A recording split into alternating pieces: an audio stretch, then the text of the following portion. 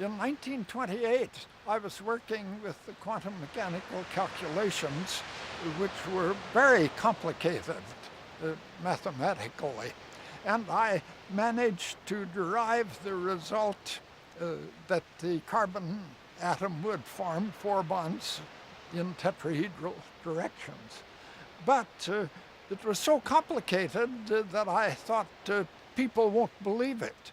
It's so hard to see through this mass of symbols in the equations and relationships that they won't believe it. And perhaps I don't believe it either, although I published a statement about it.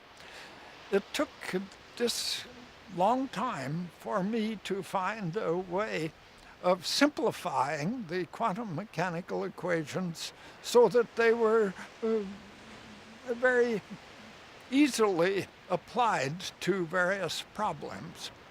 So the day, probably January 19, I may have a record of it, but January 1931, late in the day, I had this idea.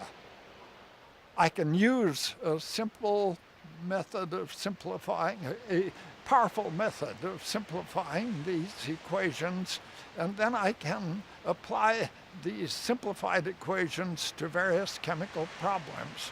So I worked, I think, nearly all night, very excited about applying this idea.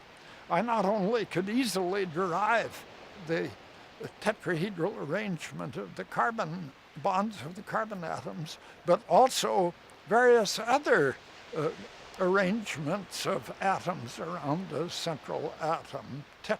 Not only tetrahedral, but also octahedral ligation and square planar ligation, which does occur with certain substances. And I could make predictions about relationship between magnetic properties and the arrangements of the atoms around each other. I consider that paper, which was published, I think, 17th of March, 1931, as my most important paper. And I believe I'm right in saying it's the one that developed the greatest feeling of excitement in me.